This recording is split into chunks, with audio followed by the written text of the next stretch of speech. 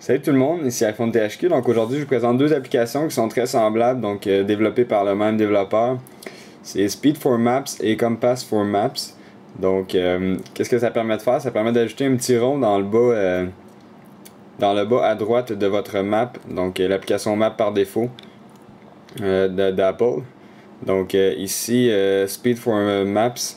Ça prend le firmware 4.0 ou plus. Puis ça dit que ça l'ajoute un petit rond ici. Puis ça va vous dire votre vitesse lorsque vous allez rouler. Puis vous allez avoir l'application Maps d'ouvert. Mettons que vous êtes en voiture puis vous suivez un itinéraire. Ça va vous dire à quelle vitesse vous roulez selon le GPS. Donc ça c'est Speed for Maps. Puis on a Compass for Maps.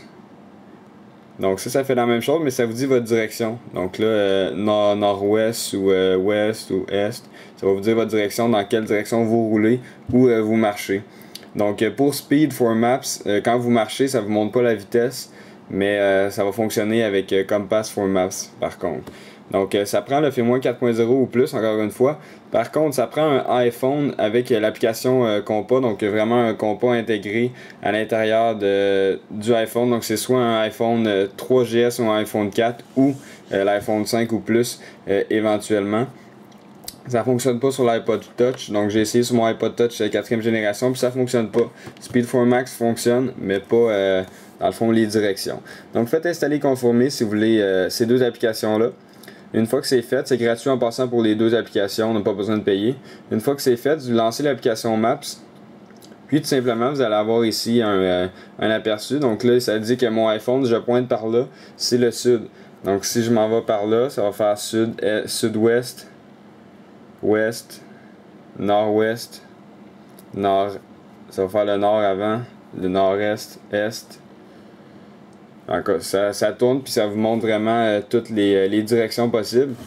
Puis dans le fond, je peux pas vraiment vous montrer la vitesse de déplacement puisque là je suis dans ma chambre puis je bouge pas vraiment. Mais comme je vous dis tout à l'heure, quand on marche, ça vous permet pas d'avoir un aperçu de la vitesse que vous marchez. Mais ça vous permet dans le fond de changer, de voir dans le fond à quelle vitesse que vous roulez, si vous êtes en voiture ou vous déplacez plus rapidement. Donc là, il est en 1000 à l'heure. Donc ça dépend ce que vous utilisez comme unité de mesure. Mais moi, j'utilise les kilomètres/heure, donc je préfère ça. Donc si on va dans les réglages, on va avoir une option ici, Speed for Maps. Puis on a la possibilité ici de le désactiver ou de l'activer. Donc si on veut le voir sur Maps ou non. Puis on a Units, on a la possibilité de le mettre en MPH, donc 1000 à l'heure. Ici, feet par seconde, donc pieds par seconde, si vous voulez savoir. Ça devrait peut-être fonctionner lorsqu'on marche avec cette unité de mesure-là. Ici, on a kilomètres par heure, on a mètres par seconde, puis les nœuds. Donc, on a ici Speedometer Transparency, donc si vous voulez qu'il soit à moitié transparent, mettons, quand il va être dans la map, ou vous voulez l'avoir complètement noir, donc ça c'est à votre choix. Puis on a quelques options aussi pour le compas, donc c'est seulement la transparence pour lui, donc vous pouvez le mettre à on ou à off tout simplement. Puis vous jouez avec ces petites options là, puis là je crois que je l'ai changé, je l'ai mis en kilomètres, donc si on retourne dans l'application Maps, et voilà, donc ici on voit que c'est en km/h. Donc vous pouvez vraiment jouer avec les options puis avoir un aperçu de la direction et de la vitesse que vous voulez. Donc en fait c'est ça, c'est iPhone THQ. N'oubliez pas de vous abonner à mon canal de YouTube juste en cliquant en haut sur le bouton s'abonner. Cela va permettre de recevoir toutes les prochaines vidéos que je vais mettre en ligne.